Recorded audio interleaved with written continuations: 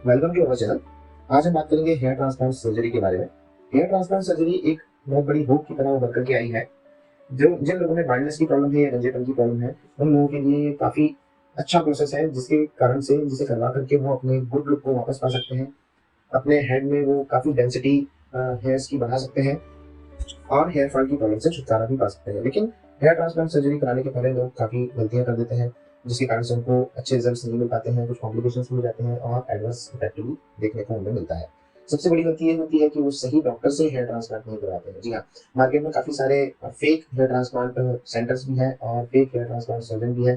Social media में add देख करके लोग अट्रैक्ट तो हो जाते हैं उन सेंटर्स की तरफ में, लेकिन जब वहाँ हेयर ट्रांसप्लांट करवा लेते हैं तब उनको पता चलता है कि हमने गलती कर दी।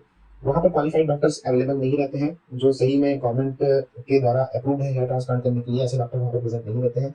कोई भी हेयर ट्रांसप्लांट कर देता है, जो काफी सारी गलतियां वहाँ पर हो जाती है एंड देन फिर अच्छे रिजल्ट्स नहीं मिल पाते हैं और कॉम्प्लिकेशंस भी हो सकते हैं। तो आपको यहाँ पर ध्यान रखना है कि आपको सही सर्जन, सही डॉक्टर ही चूज करना है हेयर ट्रांसप्लांट के लिए। वो कैसे चूज करना है वो मैं आपको इस वीडियो में बताऊंगा, और क्या प्रिकॉशंस आपको हेयर ट्रांसप्लांट के पहले आपको लेने हैं, हेयर ट्रांसप्लांट की तैयारी आपको किस तरीके से करनी है, हेयर ट्रांसप्लांट किस तरीके से होता है और हेयर ट्रांसप्लांट के बाद में आपको कितने समय में रिजल्ट मिलेंगे, ये मैं आपको इसकी पूरी जानकारी दूंगा। इसके बाद में आपको किस तरह से अपने हेयर्स की केयर करनी है और सर्जन्स आपको क्या क्या रिकमेंड करते हैं वो भी मैं आपको इस वीडियो में बताऊंगा। तो वीडियो में एंड तक के बने रहिएगा और सबसे पहले मेरे इस वीडियो को लाइक कर दीजिए और मेरे चैनल को सब्सक्राइब कर लीजिए, ताकि आपको हेल्थ से रिलेटेड काफी सारी जानकारी मेरे चैनल पर मिलती रहेगी। हेयर ट्रांसप्लांट एक सर्जिकल प्रोसीजर है जो कि प्लास्टिक सर्जन या फिर डर्मेटोलॉजिकल सर्जन के द्वारा किया जाता है। इस प्रोसीजर में जो आपके हेड का बाल एरिया है, वहां पर डोनल एरिया से कुछ हेयर्स एक्सट्रैक्ट करके उस बाल एरिया में इम्प्लांट कर दिए जाते हैं। ये सब एक सर्जिकल प्रोसीजर के थ्रू होता है। इसमें काफी सारा टाइम लगता है, कुछ मशीनरीज और कुछ इंस्ट्रूमेंट्स भी इसमें इस्तेमाल किए जाते हैं। सो इसे हम हेयर ट्रांसप्लांट कहते हैं। हेयर ट्रांसप्लांट की दो टेक्निक्स होती है, यानी दो टाइप्स होते हैं। FUT technique, follicular unit transplant technique, जिसे हम स्किन ग्राफ्ट टेक्निक भी कहते हैं, और दूसरी टेक्निक होती है FUE टेक्निक, यानी फॉलिकुलर यूनिट एक्सट्रैक्शन टेक्निक, जिसे हम माइक्रो ग्राफ्टिंग टेक्निक भी कहते हैं। दोनों में डिफरेंस क्या है ये मैं आपको बता देता हूँ। FUT टेक्निक जो है ये ओल्ड टेक्निक है। हेयर ट्रांसप्लांट की जब शुरुआत हुई थी तो FUT टेक्निक द्वारा ही हेयर ट्रांसप्लांट किया जाता था। इसमें सर्जन्स जो डोनल एरिया है वहां से एक स्किन का स्ट्रिप निकालते थे, यानी कि जो आपके हेड का पीछे का एरिया होता है बैक साइड, वहां से एक स्ट्रिप ऑफ हेयर्स निकाली जाती थी स्किन सहित, एंड देन उसको हार्वेस्ट करके उसमें से ग्राफ्ट एक्सट्रैक्ट किए जाते थे। देन उसे जो आपका बाल एरिया है वहां पर इम्प्लांट किया जाता था। तो इस टेक्निक ये भी अभी भी कुछ सर्जन्स हैं जो इस टेक्निक को इस्तेमाल करते हैं किसी किसी रेयर केसेस में, जहां पर FUE परफॉर्म नहीं किया जा सकता, वहां पर FUT टेक्निक परफॉर्म की जाती है। और अब जो लेटेस्ट टेक्निक है जो वाइडली सभी सर्जन्स के द्वारा एक्सेप्टेड है और मोस्टली सर्जन्स इस टेक्निक को इस्तेमाल करते हैं, वो टेक्निक है FUE, यानी कि फॉलिकुलर यूनिट एक्सट्रैक्शन टेक्निक। इसमें जो आपका डोनल एरिया है, यहाँ आप देख सकते हैं, ये जो डोनल एरिया है यहाँ पर एक पंच इंसिजन करके ग्राफ्ट्स को एक्सट्रैक्ट किया जाता है। देन जो फॉलिकुलर यूनिट वहां से एक्सट्रैक्ट की जाती है, उसे एक डिश में रख करके वहां से उसको उसमें से ग्राफ्ट्स हार्वेस्ट किए जाते हैं। देन उसे बाल्ड एरिया जो आपके सिर का है वहां पर उसे इम्प्लांट कर दिया जाता है। इस इमेज में आपको और भी अच्छे तरीके से क्लियर हो जाएगा कि किस तरीके से FUE प्रोसीजर होता है। सबसे पहले पंच इंसिजन करके जो हेयर फॉलिकल्स है डोनर एरिया के, वहां पर पंच इंसिजन करके हेयर फॉलिकल्स को निकाला जाता है। देन फिर इसे एक डिश में रख करके इन हेयर फॉलिकुलर यूनिट में से ग्राफ्ट्स को एक्सट्रैक्ट किया जाता है।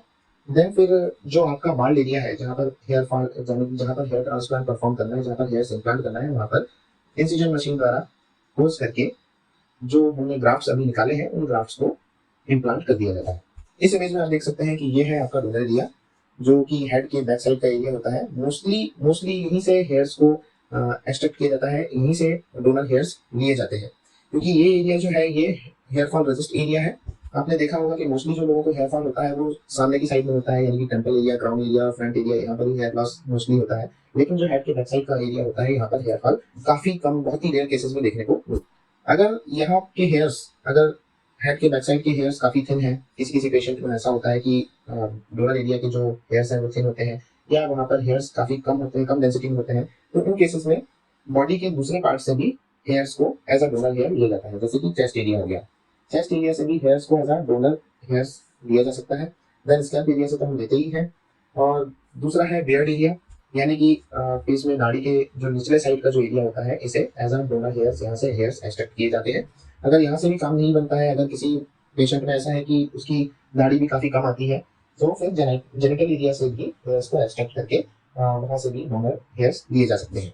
अब जान लेते हैं कि हेयर ट्रांसप्लांट क्यों केसेस में किया जा सकता है। सबसे पहले जिन मेल्स में मेल पैटर्न बाल्डनेस की प्रॉब्लम होती है, सामने फ्रंटल एरिया, क्राउन एरिया या फिर टेम्पल एरिया से बहुत सारे हेयर लॉस हो चुका होता है और गंजापन आ चुका होता है, तो ऐसे केसेस में हेयर ट्रांसप्लांट किया जा सकता है और इन लोगों को जरूर हेयर ट्रांसप्लांट कराना चाहिए ताकि वो अपने हेयर की डेंसिटी को बढ़ा सके।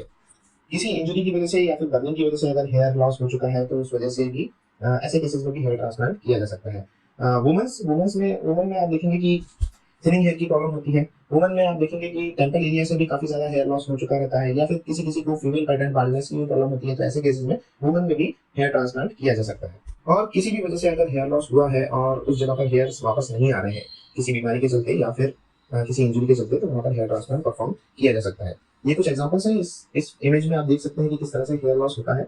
ये एम पैटर्न का हेयर लॉस है जिसे हम मेल पैटर्न हेयर लॉस भी कहते हैं। एंड देन फीमेल्स में आप देखेंगे कि ये टेम्पल एरिया के हेयर्स भी काफी झड़ चुके हैं जिसके कारण की हेयर लाइन पीछे चली गई है और बाल्ड एरिया दिख रहा है। तो हेयर ट्रांसप्लांट अगर वुमन करवाती हैं तो उनमें काफी अच्छे रिजल्ट्स देखने को मिलते हैं। इस इमेज में आप देख सकते हैं कि ये पहले बाल्डनेस थी इनके फ्रंटल एरिया में, एंड देन हेयर ट्रांसप्लांट के बाद में हेयर ग्रोथ हुई, एंड देन फोर्थ इमेज में आप देखेंगे कि काफी अच्छी डेंसिटी इनके हेड में आ चुकी है हेयर्स की। हेयर ट्रांसप्लांट की जो पूरी प्रोसेस है वो किस तरीके से होती है वो मैं आपको बता देता हूँ। सबसे पहले आपके हेड को थोड़ी क्लीन किया जाता है और अगर हेयर्स काफी लंबे हैं तो कुछ सर्जन्स ये भी रिकमेंड करते हैं कि हेड को अच्छे से शेव कर लिया जाए, यानी कि उसको ट्रिम कर लिया जाए हेयर्स को, ताकि ग्राफ्ट्स को एक्सट्रैक्ट करने में एंड देन उसको इम्प्लांट करने में आसानी हो जाए। तो सबसे पहले अगर हेड को शेव करना है या ट्रिम करना है तो सर्जन्स उसे ट्रिम कर देते हैं। देन एक जो स्मॉल निडल के थ्रू आपके हेड में एनेस्थीसिया, लोकल एनेस्थीसिया दिया जाता है, जिसके कारण से जो भी इंसिजन्स वहाँ पे किए जाते हैं तो आपको पेन फील नहीं होता है। तो लोकल एनेस्थीसिया देने के बाद में आपके हेड में नंबनेस आ जाती है जिससे कि आपको कोई भी किसी भी तरह का पेन फील नहीं होता है। देन फिर टू मेन टेक्निक्स हैं जो मैंने अभी आपको बताया, एफयूटी टेक्निक और एफयूई टेक्निक। ये टेक्निक डॉक्टर चूज करता है कि किस टेक्निक के थ्रू आपका हेयर ट्रांसप्लांट परफॉर्म किया जाएगा। मोस्टली एफयूई टेक्निक ही होती है जो कि इजीली परफॉर्म हो जाती है और काफी अच्छे रिजल्ट्स इसमें देखने को मिलते हैं। तो मोस्टली एफयूई टेक्निक ही डॉक्टर चूज करते हैं आपका हेयर ट्रांसप्लांट प्रोसीजर परफॉर्म करने के लिए।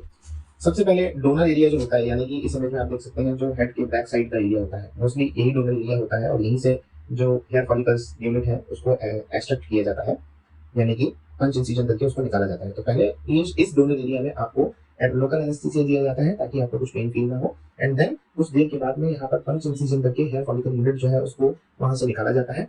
देन इसे एक डिश में रख करके इसे डिसइंफेक्ट किया जाता है। देन इसमें से ग्राफ्ट को अलग अलग करते हैं, यानी कि इसको सिलेक्ट किया जाता है एक सर्जिकल नाइफ के थ्रू एंड इसके छोटे छोटे ग्राफ्ट्स बनाए जाते हैं। देन इसके बाद में जो आपका बाल्ड एरिया है उस बाल्ड एरिया में छोटे छोटे होल्स करके, यानी कि कुछ छोटा छोटा इंसिजन करके एक पार्टिकुलर डिस्टेंस में छोटे छोटे इंसिजन कर दिए जाते हैं, एंड देन ये जो ग्राफ्ट यहाँ से एक्सट्रैक्ट किए गए हैं, जो ग्राफ्ट अभी हमने प्रिपेयर किया, वो सर्जन्स इन ग्राफ्ट्स को ये जो छोटे छोटे इंसिजन किए गए हैं, जो छोटे छोटे होल्स किए गए हैं, उन पर इसे इम्प्लांट कर देते हैं। ये काफी लगी प्रोसीजर है। एक एक ग्राफ्ट को बहुत ही केयरफुली डिश में से उठा करके उसे इम्प्लांट किया जाता है, जिसमें काफी समय लगता है और काफी सारी मेहनत भी लगती है। जब सारे ग्राफ्ट्स को इम्प्लांट कर दिया जाता है, देन आपके हेड को बैंडेज के थ्रू और जो आपका जो डोनर एरिया है स्पेशली उसको बैंडेज के थ्रू और सर्जिकल जो हमारे गॉज होते हैं उन्हें उससे कवर कर दिया जाता है। कुछ डिसइंफेक्टेंट आपको उसमें डॉक्टर्स आपको लगा देंगे, देन उसे बैंडेज और गॉज से उसे कवर कर दिया जाएगा। आपका जो हेड है उसे थॉरोली डिसइंफेक्टेंट डाल करके उसमें कुछ मेडिसिन डाल करके उसे एक सर्जिकल कैप से कवर कर दिया जाएगा। और ये जो बैंडेज है और जो सर्जिकल कैप है आपको कम से कम 2, 3 या 4 दिन तक के आपको इसे लगाए रखना पड़ सकता है। बहुत सारे सर्जन ऐसे हैं जो ये रिकमेंड करते हैं कि आज आपने सर्जरी कराई है, हेयर ट्रांसप्लांट सर्जरी आपकी आज परफॉर्म हुई है, तो कल से आप अपना जो डेली वर्क है वो आप स्टार्ट कर सकते हैं। इस इमेज में आप देख सकते हैं कि ये कुछ पंच इंसिजन है और ये इंस्ट्रूमेंट्स हैं जो हेयर ट्रांसप्लांट सर्जरी में इस्तेमाल किए जाते हैं। सबसे पहले यहाँ पर आप देख सकते हैं कि ये एक हेडलाइट है और इसमें एक मैग्नीफाइंग लेंस भी इसमें लगा हुआ है। ये यहाँ पर आप देख सकते हैं कि ये कुछ पंच इंसिजन है, पंचिंग मशीन है, और ये कुछ आप देख सकते हैं ये नीडल्स वगैरह भी यहाँ पर है। तो इस तरह के इंस्ट्रूमेंट्स हेयर ट्रांसप्लांट में यूज किए जाते हैं। Hair transplant under the operation theatre ही परफॉर्म किया जा सकता है। इसे किसी नॉर्मल प्रोसीजर रूम में या माइनर ओटी में परफॉर्म नहीं किया जा सकता। इसके लिए प्रॉपर ओटी सेटअप यानी कि ऑपरेशन थिएटर सेटअप की जरूरत होती है।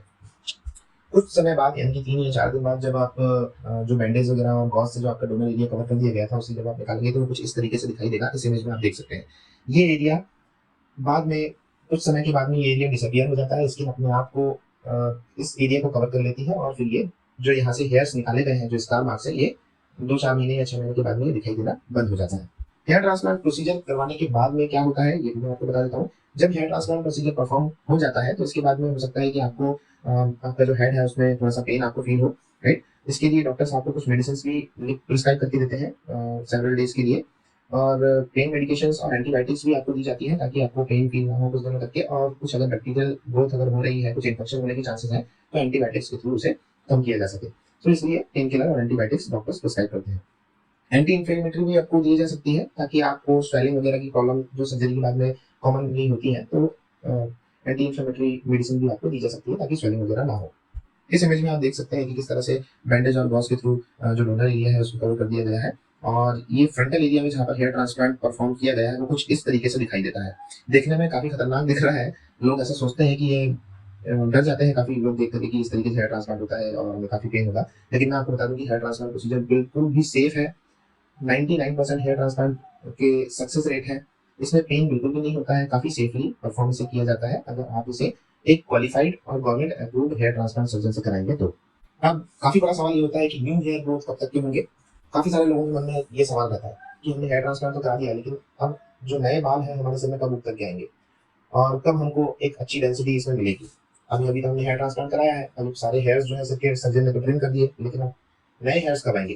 तो इसका जवाब है कि जो भी आपके हेयर्स अभी इम्प्लांट किए गए हैं जो आपके बाल एरिया में, वो हेयर्स कम से कम 2, 3 या 4 हफ्ते के बाद में जो हेयर्स इम्प्लांट किए गए हैं वो झड़ जाते हैं। देन इनके झड़ने के बाद में न्यू हेयर्स आपके ग्रो होकर के आते हैं, तो ये धीरे धीरे न्यू हेयर्स ग्रो होते हैं। न्यू हेयर ग्रोथ में थोड़ा सा समय लगता है, करीब करीब 3 महीने या 4 महीने के बाद में आपको देखने को मिलेगा कि न्यू हेयर ग्रोथ आपका हो रहा है। जो पुराने इम्प्लांटेड हेयर्स हैं वो झड़ चुके हैं और नए हेयर्स अंदर आपकी स्किन के अंदर से निकल करके आ रहे हैं। और कम से कम 6 महीने से लेकर के 12 महीने के बीच की ये प्रोसेस होती है, जब आपके हेयर्स जो है अच्छे से ग्रो होने लगते हैं और आपको आपके स्कैल्प में काफी अच्छी डेंसिटी देखने को मिलेगी। लेकिन कम से कम आपको इसके लिए 6 महीने से लेकर के 8 महीने तक के आपको वेट करना रहेगा, तब आपके हेयर्स वापस से उग करके और अच्छे ग्रो हो जाएंगे। देन आप उन हेयर्स को कट भी करा सकते हो, अपने हेयर स्टाइल सेट भी करा सकते हो, वो आपके रियल ओरिजिनल हेयर रहेंगे। अब काफी सारे डॉक्टर्स ऐसे हैं जो आपको हेयर ग्रोथ को बूस्ट करने के लिए कुछ मेडिसिन भी आपको प्रिस्क्राइब करते हैं, जैसे कि मिनोक्सिडिल और फिनेस्ट्राइड, ताकि आपकी हेयर्स की जो डेंसिटी है वो काफी अच्छी रहे और आपके हेयर्स जल्दी ग्रो हो। इस इमेज में देख सकते हैं आप कि ये एक इम्प्लांटेड एरिया है। इस बंदे की जो हेयर लाइन है वो काफी पीछे चली गई थी। जो यहाँ पर हेयर ट्रांसप्लांट परफॉर्म किया गया है, तो काफी सारे यहाँ पर इंसिजन करके ग्राफ्ट्स को इम्प्लांट किया गया है। देन इसके बाद में करीब 6 महीने के बाद में ये जो एरिया है वो काफी डेंस हो जाएगा और ये पीछे के हेयर जो आपको आपको दिख रहे हैं उसके साथ ये मिक्स हो जाएगा। फीमेल्स के केसेस में यहाँ भी आप देख सकते हैं कि इस फीमेल की जो हेयर लाइन है वो काफी पीछे चली गई थी। देन ये हेयर ट्रांसप्लांट यहाँ पर परफॉर्म हुआ और यहाँ पर आप देख सकते हैं बारी बारी इंसिजन करके हेयर्स को इम्प्लांट किया गया है, और कुछ 6 या 8 महीने के बाद में जो इनके पीछे के जो हेयर्स हैं, एग्जिस्टिंग हेयर्स हैं, और ये जो इम्प्लांटेड हेयर्स हैं, ये दोनों मिक्स हो जाएंगे और कुछ भी डिफरेंस इसमें समझ में नहीं आएगा एक टाइम के बाद में। तो ये होते हैं बेनिफिट्स हेयर ट्रांसप्लांट के, ताकि इससे कि आपको आपके हेयर्स के जो डेंसिटी है वो वापस मिल जाती है और जो आपके झड़े हुए बाल हैं वो आपको वापस मिल जाते हैं। अब बात करते हैं कॉम्प्लिकेशंस के बारे में। हेयर ट्रांसप्लांट प्रोसीजर कराने के बाद में कुछ कॉम्प्लिकेशंस भी हो सकते हैं, लेकिन बहुत ही रेयर केसेस में ये कॉम्प्लिकेशंस होते हैं। लोग कई बार नॉन क्वालिफाइड डॉक्टर से हेयर ट्रांसप्लांट करा लेते हैं, जो कि काफी गलत है। लोग ऐसे भी होते हैं कि पैसे बचाने के चक्कर में सोशल मीडिया में कुछ ऐड देख लिया और पैसे बचाने के चक्कर में उन्होंने नॉन क्वालिफाइड डॉक्टर से हेयर ट्रांसप्लांट सर्जरी करा दी, जिसके कारण से उनको कॉम्प्लिकेशंस भी हो जाते हैं। तो ये कॉम्प्लिकेशन जो है, जैसे कि ब्लीडिंग काफी देखने को मिल जाती है। अगर आपने नॉन क्वालिफाइड डॉक्टर से हेयर ट्रांसप्लांट कराया है तो वो ठीक से मैनेज नहीं कर पाते इस चीज को, तो ब्लीडिंग, एक्सट्रीम ब्लीडिंग देखने को मिलती है। कुछ इन्फेक्शन भी हो सकता है स्कैल्प में, स्वेलिंग हो सकती है, और थोड़ी बहुत स्वेलिंग तो कॉमन है, लेकिन अगर ज्यादा स्वेलिंग है और ज्यादा लंबे समय तक के लिए है तो ये काफी परेशानी वाली बात है। आंखों के आसपास सूजन वगैरह भी देखने को मिल सकती है, क्रस्ट भी फॉर्म हो जाता है कई बार, एक नमनेस यानी कि सुनपन भी आपके स्कैल्प में महसूस हो सकता है, इचिंग या इन्फ्लेमेशन या किसी भी प्रकार का अननेचुरल लुक भी आपको देखने को मिल सकता है हेयर ट्रांसप्लांट के बाद में, अगर आपने नॉन क्वालिफाइड सर्जन से अगर हेयर ट्रांसप्लांट करवा दिया है तो। अब सही सर्जन किस तरीके से चूज किया जाए, तो सबसे पहले जब भी आप हेयर ट्रांसप्लांट सर्जन चूज करें तो उनकी डिग्री पर आप ध्यान दें। जैसे ही आप हेयर ट्रांसप्लांट सेंटर में ओपन होंगे तो वहाँ पर आपको सर्जन का नाम आपको देखने को मिलेगा, और सर्जन की जो डिग्री है, ये गवर्नमेंट की तरफ से रूल है कि डिग्री और रजिस्ट्रेशन सर्टिफिकेट डॉक्टर को अपने क्लिनिकल या हेयर ट्रांसप्लांट सेंटर पर लगाकर रखना है, डिस्प्ले में रखना है, ताकि पेशेंट्स उसे देख सके। तो इस पर आप ध्यान दीजिए। तो hair transplant surgeon national medical council के थ्रू जो गाइडलाइन है उसमें 2 ही तरह के जो डॉक्टर्स हैं वो हेयर ट्रांसप्लांट परफॉर्म कर सकते हैं। जैसे कि डर्मेटोलॉजिस्ट, डर्मेटोलॉजिस्ट यानी कि जिन्होंने एमबीबीएस के बाद में एमडी डीबीएल की डिग्री की हो या फिर डीडीबीएल की डिग्री जिन्होंने की हो, मतलब कि एमबीबीएस के बाद में एमडी एमडी डर्मेटोलॉजी किसी ने अगर किया हो और diploma in venereology dermatology and leprosy diseases का डिप्लोमा किसी ने अगर किया हो, सो वो डर्मेटोलॉजिस्ट कहलाता है। और इसका कोर्स सब्जेक्ट जो है वो हेयर ट्रांसप्लांट होना चाहिए, then he is able to perform the hair transplant.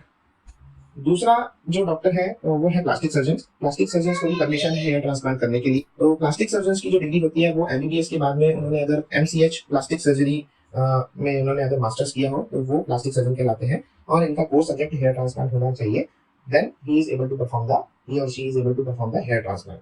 So इन्हीं से ही आपको हेयर ट्रांसप्लांट कराना है। इसके अलावा कोई भी डॉक्टर अगर ये कहता है कि मैं हेयर ट्रांसप्लांट सर्जन हूँ और मुझे मेरे पास में रजिस्ट्रेशन है और मुझे गवर्नमेंट से अप्रूवल है, तो वो शायद झूठ बोल रहा है। आपको उसके लिए थोड़ा सा इन्वेस्टिगेशन करना चाहिए, लेकिन इनसे आप हेयर ट्रांसप्लांट ना कराएं। डर्मेटोलॉजिस्ट या फिर प्लास्टिक सर्जन से ही आपको हेयर ट्रांसप्लांट कराना चाहिए। आजकल आप देखेंगे कि कुछ कुछ डेंटिस्ट हैं जो दांतों के डॉक्टर हैं और वो क्लेम करते हैं कि हमको हेयर ट्रांसप्लांट करने की अथॉरिटी है गवर्नमेंट की तरफ से, लेकिन ये बिल्कुल पूरी तरह से सच नहीं है। हेयर ट्रांसप्लांट करने के लिए जो सबसे अच्छा डॉक्टर है वो है प्लास्टिक सर्जन और डर्मेटोलॉजिस्ट। जो स्किन के स्पेशलिस्ट हैं, जो हेयर्स के स्पेशलिस्ट हैं, वो ही हेयर ट्रांसप्लांट परफॉर्म कर सकते हैं। दांतों का डॉक्टर या फिर आयुर्वेदिक डॉक्टर या यूनानी डॉक्टर या homeopathy doctor hair transplant perform नहीं कर सकता है। अब कुछ फ्रिक्वेंटली आस्क्ड क्वेश्चन हैं जिनके बारे में हम जान लेते हैं। काफी सारे लोग ये पूछते हैं कि हेयर ट्रांसप्लांट क्या पेनफुल होता है, तो इसका जवाब है नहीं, हेयर ट्रांसप्लांट बिल्कुल भी पेनफुल नहीं होता है। हेयर ट्रांसप्लांट जब परफॉर्म किया जाता है तो आपके स्कैल्प को पहले नम कर दिया जाता है लोकल एनेस्थीसिया देकर के, सो आपको पेन फील नहीं होता है। दूसरा क्वेश्चन है, is it worth getting a hair transplant?